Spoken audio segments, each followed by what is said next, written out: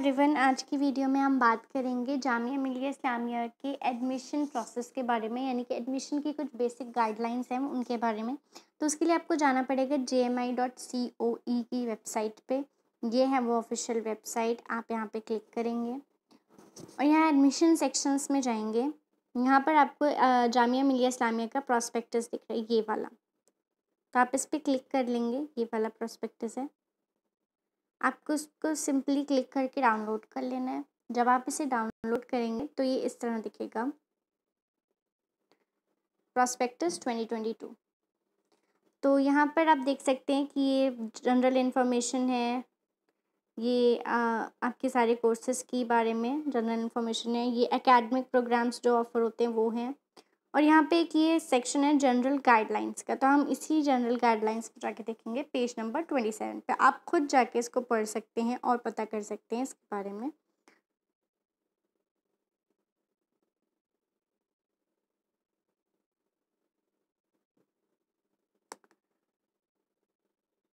हाँ, तो ये देख रहे हैं आप, ये है जनरल गाइडलाइंस।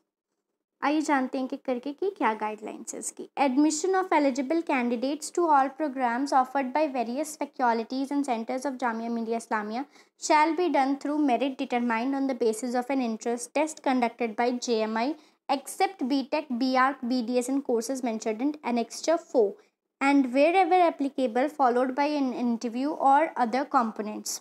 तो यहाँ पे आपको बता दूँ कि जामिया मिलिया इस्लामिया में एलिजिबल आप तभी कैंडिडेट माने जाएंगे जो आपको प्रोग्राम है और या उस प्रोग्राम जो भी सेंटर जो भी कोर्स है उसमें आप का टेस्ट जो होगा एंट्रेंस टेस्ट, उसका जो मेरिट आएगा उसी के बिहाफ पे ही आप जामिया मिलिया इस्लामिया में एलिजिबल होंगे। यानी टेस्ट के रिज़ल्ट के अकॉर्डिंग ही आपको मेरिट दिया जाता है कि आप एलिजिबल हैं जामिया में एडमिशन के लिए या नहीं। और ये BTech, BArch, BDS और अदर कोर्सेज़ में ऐसा नहीं होता है, बाकी कोर्सेज़ में होता है। और उसके बाद कुछ प्रोग्राम्स या कोर्सेज़ में ऐसा भी होता है कि आपको इसके बाद अपना एक इंटरव्यू या ग्रुप सेशन ऐसा कुछ टाइप का होता है। फॉर एग्ज़ाम्पल यहाँ पे एक दिया है, for BTech admission is offered, sorry example नहीं दिया, मतलब इसका BTech का बताया है यहाँ पे कि BTech में जो एडमिशन ऑफ़र होता है वो एलिजिबल कैंडिडेट्स जो होता है वो हम देखते हैं, मतलब JMI देखता है GE मेन की जो रैंक आती है उसके मेरिट पे आपको जामिया BTech में एडमिशन देता है। BArch का NATA की जो रैंक आती है या जो उसमें आपका स्कोर होता है उसके मेरिट पे आपको देता है। तो except for BTech and BArch बाकी सारे कोर्सेज में जामिया के आपको एलिजिबल तभी माना जाएगा जब आप उनका एंट्रेंस टेस्ट पास कर लेते हैं और अगर वहाँ पे कोई इंटरव्यू या ग्रुप डिस्कशन है तो उसको भी क्लियर कर लेते हैं, उसी के मेरिट पर आपको एडमिशन मिलता है। अब आते हैं सेकेंड पॉइंट पे। सेकेंड पॉइंट है admission to BDS programme shall be on the basis of merit in NEET 2022 and conducted by medical counselling cell of DGHS goal. In case of any vacancies transferred to JMI by MCC, the university shall publicize them on its website। अभी हमने BTech और BArch का देखा first point में कि क्या क्या आपको करना पड़ता है। मतलब BTech आपका GE मेंस से होता है, BArch आपका NATA से होता है, तो BDS आपका होता है वो नीट प्रोग्राम की रैंक से हम देखते हैं, उसके मेरिट के हिसाब से आपको जामिया में एडमिशन मिलता है। लेकिन अगर कोई वैकेंसी है और MCC यानी कि मेडिकल काउंसलिंग सेल अगर जामिया को कोई वैकेंसी ट्रांसफ़र करता है तो वो चीज़ जामिया अपनी वेबसाइट पे पब्लिक करती है। कैंडिडेट्स, थर्ड पॉइंट है, मतलब candidates obtaining less than 30% marks in the descriptive part of the entrance test wherever applicable will not be shortlisted for interview admission।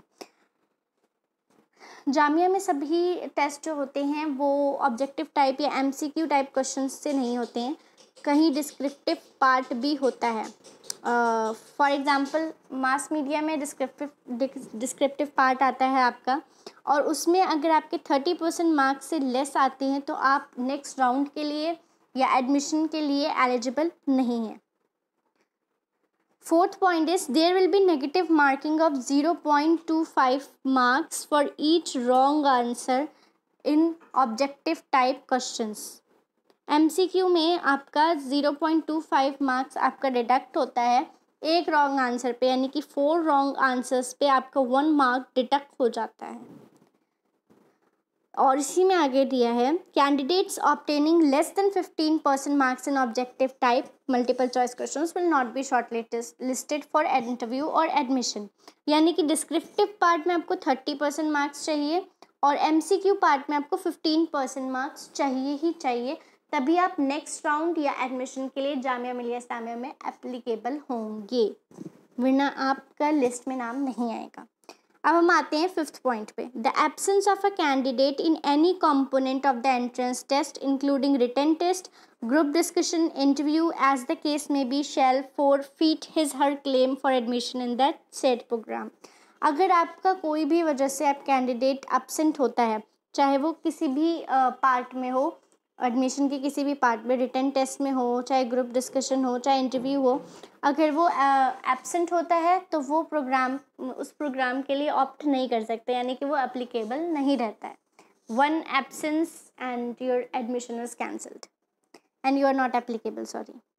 Next 6th point is no application request from candidates for rechecking re-evaluation of answer scripts of an entrance test shall be entertained. Okay तो यहाँ पर आपका कुछ भी boards वाला system नहीं होता है कि आप अपना आंसर शीट रीचेक करने के लिए बोलें and they will recheck it, ऐसा कुछ भी वो एंटरटेन नहीं करते हैं। जामिया में आप रीचेकिंग का नहीं करवा सकते अपनी आंसर शीट की। The 7th point is the number of seats mentioned in various undergraduate and postgraduate program is only indicative of the maximum intake capacity of each program and does not bind the university to admit the number of students specified. The number of students finally admitted shall depend on the minimum benchmark of program in the entrance test or interview etc. Okay so जो आप देखते हैं कि इस programme में इतनी capacity है, यानी कि इतना सीट्स अवेलेबल है। For example BA honours mass media में आपकी जो सीट्स हैं वो 40 हैं, सो 40 सीट्स हैं। तो जामिया इस चीज़ के लिए आपको आंसरेबल नहीं है, या वो मतलब अगर इन 40 से भी कम स्टूडेंट्स को लाता है, एडमिशन देता है मास मीडिया में, तो भी ही इज़ नॉट बाइंड और answerable to anyone for that. उसे बस अपने प्रोग्राम में जो मिनिमम परसेंट चाहिए स्टूडेंट्स के वो होने चाहिए, उसके अलावा मैक्सिमम तक वो जाते हैं या नहीं जाते हैं इसके लिए आप उनको क्वेश्चन नहीं कर सकते। Next is 8th point is no candidate shall be entitled to claim admission as a matter of right. यहाँ पे कोई भी बच्चा अपना admission as a matter of right claim नहीं कर सकता है, आपको उसके लिए एंट्रेंस टेस्ट इंटरव्यू वगैरह क्लियर करना होगा।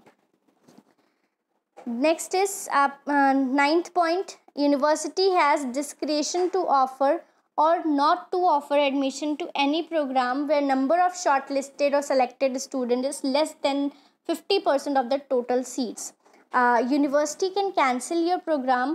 वो चाहे तो आपको वो ऑफ़र करेगी, मतलब आपको वो रहने देगी उस प्रोग्राम में, वो प्रोग्राम इस साल जारी रखेगी या वो नहीं रखेगी। ये डिपेंड करता है कि आपके कितने स्टूडेंट्स उसमें इनरोल हुए हैं। यानी कि अगर 40 सीट्स हैं and there are less then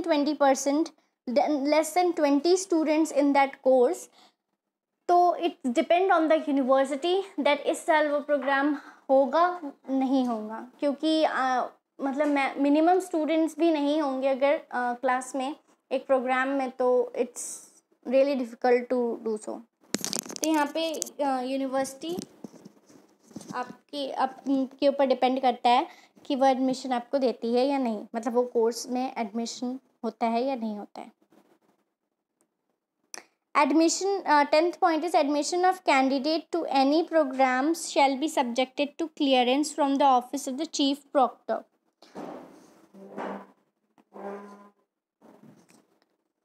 Next is 11th, the verification of documents of the students admitted in various programs of the university shall be done by the office of the dean of the concerned faculty or center. Okay so आप जब admission लेते हैं, मान लीजिए आपने BA honours Hindi में admission लिया, तो आपको हिंदी डिपार्टमेंट के डीन ऑफिस में जाके अपना वेरिफिकेशन करवाना होगा अपने डॉक्यूमेंट्स का। उसी जिस कोर्स में आप ले रहे हैं उस कोर्स के डिपार्टमेंट में ही आपका वेरिफिकेशन होता है और कहीं नहीं. Next is 12th part. Candidates are strongly advised to regularly check the university website, which is jamiaac.in and Jamia COE, for admission related notices and other information. Some important URLs on the university website may be referred in Annexure 3. तो यहाँ पर आपको पता है हम अभी भी JMI.COE की साइट पर ही हैं, तभी हमने अपना प्रॉस्पेक्टस ओपन किया और हम आपको सारी जानकारी उसी साइट से ही देते हैं. बाकी इनकी ये दूसरी साइट भी है jmi.ac.in. आप इन दोनों साइट्स पे एक्टिव रहिए और अपनी लेटेस्ट इन्फॉर्मेशन अपने एडमिशन के रिगार्डिंग या किसी भी नोटिस के रिगार्डिंग आपको मिलती रहेगी. Now the 13th point is there is no provision of nomination of any seats by any authority of Jamia. No application request shall be entertained in this regard. आप जामिया में कोई सोर्स नहीं लगा सकते कि किसी का कोई ऐसा कुछ उनके पास राइट नहीं है कि वो किसी भी स्टूडेंट को किसी भी प्रोग्राम के लिए नॉमिनेट कर दें. जामिया के किसी भी पर्सन के पास, किसी भी अथॉरिटी के पास ये राइट नहीं है और ना ही ऐसी कोई चीज़ें एंटरटेन की जाती हैं. The 14th part is there is no guarantee of hostel accommodation as university has limited residential facility for students. The students residing in university hostel have to follow the rules of the hostel strictly, that is daily and time to enter the hostel etc. The allotment of the students will be cancelled from the hostel if he/she fails to follow the rules. वैसे तो जामिया का hostel काफ़ी बड़ा है, लेकिन फिर भी जितना वो बड़ा है उतने ही स्टूडेंट्स वहाँ एनरोल करते हैं हॉस्टल लेने के लिए. तो आपको हॉस्टल अकोमोडेशन मिलेगा अपने आपके एडमिशन के साथ साथ, ये ज़रूरी नहीं है, इसकी कोई भी गारंटी नहीं है. और आगे उन्होंने बताया कि जो भी लोग हॉस्टल में रहते हैं, जो भी स्टूडेंट्स, उनको रूल्स फॉलो करना स्ट्रिक्टली ज़रूरी है हॉस्टल के. अगर वो ऐसा नहीं करते हुए पाए जाते हैं तो उनका हॉस्टल कैंसिल किया जा सकता है, हॉस्टल में अलॉटमेंट कैंसिल किया जा सकता है.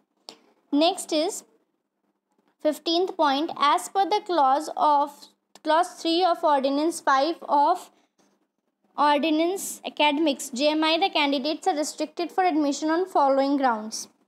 आपको किस ग्राउंड पे एडमिशन, मतलब किस बात पे एडमिशन रिस्ट्रिक्ट किया जाता है, वो है ये. No student shall be admitted in 2 regular courses. कोई भी स्टूडेंट 2 रेगुलर कोर्सेज में एडमिशन नहीं ले सकता. For example BA honours Hindi and BA honours mass media, दोनों ही रेगुलर कोर्सेज हैं. आप इसमें एडमिशन एक साथ एक ही टाइम पे एक ही ईयर पे नहीं ले सकते हैं. आप कोई पार्ट टाइम ले सकते हैं, जो ऑलरेडी जामिया अपने पार्ट टाइम कोर्सेज निकालता है, आप उनमें एडमिशन ले सकते हैं, बट आप रेगुलर कोर्सेज में एडमिशन नहीं ले सकते. नेक्स्ट सेकंड, अगर आप ऐसा करते हुए पाए जाते हैं तो आपका एडमिशन कैंसिल कर दिया जाता है. Second part is unless otherwise provided a student may join part time courses provided he/she fulfills the eligibility requirements as per procedure laid down for the purpose. As I told कि आप regular courses में नहीं ले सकते हैं, मगर आप part time courses में ज़रूर एडमिशन ले सकते हैं, जो जामिया खुद प्रोवाइड करता है. आपको बस उनकी एलिजिबिलिटी रिक्वायरमेंट्स के पर खड़े उतरना है. Third point is after passing the diploma in engineering a student shall not be considered for admission to any course except BTech or any other course of the same faculty subject or to other terms and conditions. अगर आपने जामिया से diploma in engineering किया है तो आपको कहीं और admission उस स्टूडेंट को किसी और उसमें एडमिशन नहीं मिलता एक्सेप्ट फॉर BTech. उस सेम फैकल्टी में तो बिल्कुल नहीं मिलता. Then it's the D point is after passing BTech BE examination, a student shall not be considered for admission to any other regular course except MSc Electronics, MA in Mass Communication, MBA, MTech, MPlan, MSc Biophysics, MSc Bioinformatics, PG Diploma in Molecular Diagnostics subject to eligibility of the concerned course. यहाँ पे ये बोल रहे हैं कि आपने अगर जामिया से BTech एंड BE का एग्ज़ाम पास किया है तो, या जामिया से नहीं कहीं से भी किया हो, तो आपको अदर किसी रेगुलर कोर्स में एडमिशन नहीं मिलेगा एक्सेप्ट फॉर द मास्टर्स. मतलब बैचलर में नहीं मिलेगा, मास्टर्स में भी कुछ ही कोर्सेज में है. मास्टर्स में है MSc इलेक्ट्रॉनिक्स में है, मास मीडिया में है, mass communication, MA in mass communication, MBA, MTech, M-Plan, MSc biophysics and MSc bio informatics. उसके अलावा PG डिप्लोमा भी आपको मिल जाएगा, PG diploma in molecular diagnostics. इनके अलावा आपको BTech PE एग्जामिनेशन वालों को जामिया में किसी और फील्ड में एडमिशन नहीं मिल सकता, किसी और कोर्स में। Then the E point is no candidate shall be allowed permission 2 or more degree level programs in the university concurrently। एक ही साथ 2 डिग्री लेवल में आप 2 डिग्री प्रोग्राम्स में आप पार्टिसिपेट नहीं कर सकते, एडमिशन नहीं ले सकते। Provided that a candidate pursuing a degree program in the university may be permitted to take admission in a part-time certificate or diploma, advanced diploma course or in a program course under the distance learning mode approved by the UGC। जैसे कि मैंने आपको बताया कि आप नहीं ले सकते हैं एडमिशन किसी भी रेगुलर डिग्री प्रोग्राम में, उसके अलावा आप सर्टिफिकेट या डिप्लोमा में कोई भी पार्ट टाइम आप ले सकते हैं, और या फिर आप डिस्टेंस लर्निंग मोड में भी आप ले सकते हैं उन डिस्टेंस लर्निंग मोड प्रोग्राम्स में जो UGC ने बताए हैं। Provided further that the candidate shall have to obtain prior permission of the university for taking admission in the additional programs under the distance mode। अगर आप distance mode में admission ले रहे हैं तो आपको ये यूनिवर्सिटी को पहले इन्फॉर्म करना होगा।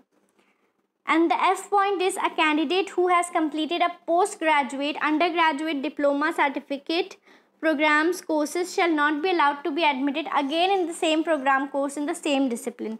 अगर किसी कैंडिडेट ने already in post graduate, under graduate या डिप्लोमा सर्टिफिकेट प्रोग्राम्स में ऑलरेडी एडमिशन ले लिया है तो उसको री एडमिशन उसी कोर्स में, यानी कि वो एक बार कंप्लीट करने के बाद दोबारा उसमें एडमिशन नहीं मिलेगा। G point is anyone who has been suspended, rusticated, debarred, expelled, etc. by a competent authority of the university shall be prohibited from claiming admission in any course whatsoever। अगर किसी भी कैंडिडेट को suspend, rusticate या expel किया गया है authority of university के authority के ने, तो आपको किसी कोर्स में एडमिशन आगे नहीं मिलेगा, because they do verification and they get to know कि आप पहले एक्सपेल कर चुके हैं। Admission to any courses, H point is admission to any courses of the Jamia can be cancelled at any time if any information furnished by the candidate is found to be false or incorrect। आप जब अपने documents verification के लिए डालते हैं तो अगर उन्हें आपका कोई भी डॉक्यूमेंट फॉल्स या इनकरेक्ट लगा तो आपका admission at the point of time cancel कर दिया जाएगा। I point is a candidate who has taken admission in any course as a full-time regular student will forfeit his or her right as an ex-student in the Jamia and will not be allowed to appear at any examination of the Jamia as an ex-student except in the case of improvement। अगर किसी भी full time regular student course में आपने admission लिया है तो आप x student के थ्रू अलाउ नहीं है, मतलब पहले आपने रेगुलर कोर्सेज में लिया था तो आप एक्स स्टूडेंट बन के जामिया में अलाउ नहीं है कि आप कोई भी एग्जामिनेशन दे सकें। I think that clears your doubt and that's it for the video. Thank you.